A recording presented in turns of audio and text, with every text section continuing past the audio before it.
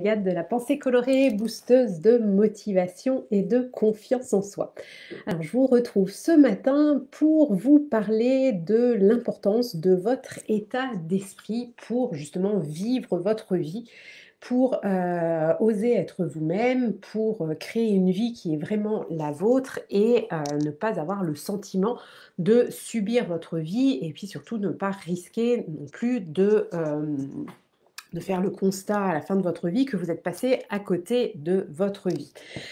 Pourquoi je vous parle de ça? J'aime bien toujours expliquer le contexte. Ces derniers temps, j'ai fait des partages justement où je parlais de l'importance d'être aligné, l'importance d'oser être soi-même, l'importance aussi de l'environnement dans lequel vous vivez pour eh bien, justement vous épanouir, vous sentir à votre place, à la bonne place, à la juste place, à votre place.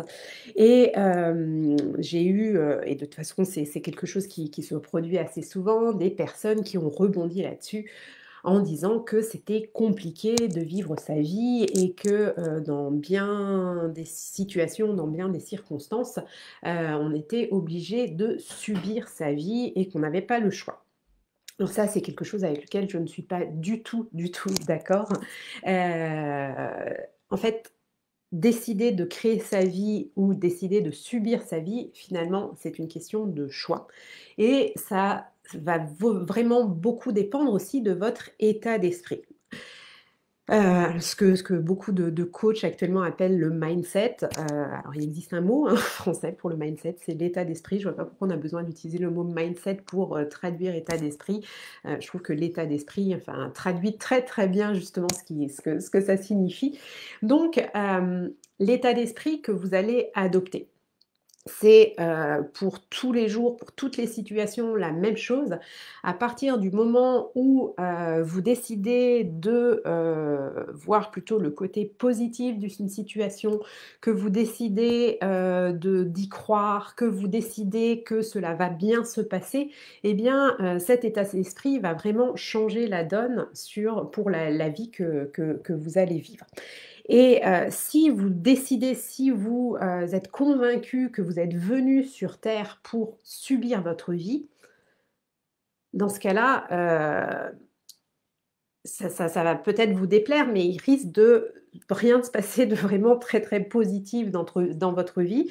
Et si vous restez dans cet état d'esprit, si vous êtes convaincu que, vous ne pouvez rien changer à votre vie, vous allez continuer à la subir et vous n'allez pas réussir justement à vous sentir vous-même et vous n'allez pas réussir à vous épanouir et vous n'allez pas réussir à vous accomplir, à avoir ce sentiment de réalisation de soi qui est, selon moi, la quête de tout être humain, dans cette vie terrestre.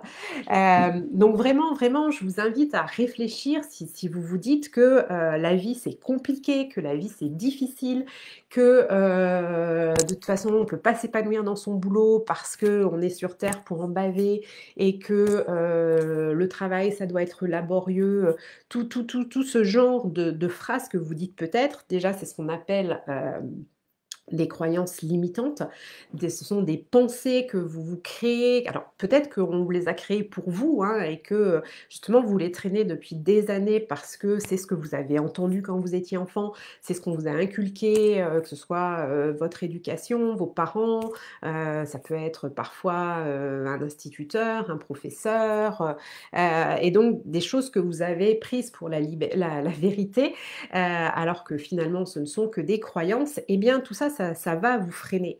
Et ça va vraiment être très très important justement parce que de quelle manière ça influe sur votre état d'esprit? Eh bien de manière négative. Quand on est convaincu que la vie est censée être compliquée, eh bien on va chercher aussi des indicateurs, des preuves que la vie est compliquée et on va finalement au bout d'un moment se complaire dans cette situation. Donc c'est vraiment très très important de décider et ça, vous avez le choix.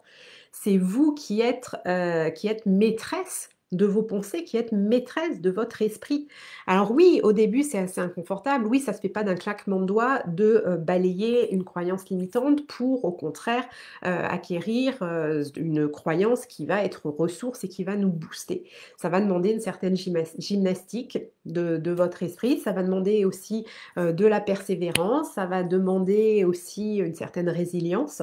Donc tout ça, oui, c'est nécessaire, mais je peux vous dire que ça en vaut le coup et que si vous décidez justement d'adopter un état d'esprit positif et de prendre conscience que vous avez ce pouvoir en vous de changer vos croyances, de changer vos pensées et d'être maîtresse de votre vie, et d'être créatrice de votre vie, eh bien, ça va vraiment tout changer justement dans votre vie et vous allez justement pouvoir vraiment trouver votre place, prendre votre juste place et comme je le disais dans certains posts dernièrement, c'est ce qui va vous permettre vraiment de vous sentir aligné et puis d'avoir justement un sentiment d'épanouissement, d'accomplissement, de réalisation de soi parce que vous savez que, ben voilà, vous êtes à votre place et que, c'est vous qui tenez les rênes de votre vie. Voilà, c'est vraiment ce que j'avais envie de partager avec vous aujourd'hui, cette importance de votre état d'esprit et ça se travaille au quotidien finalement.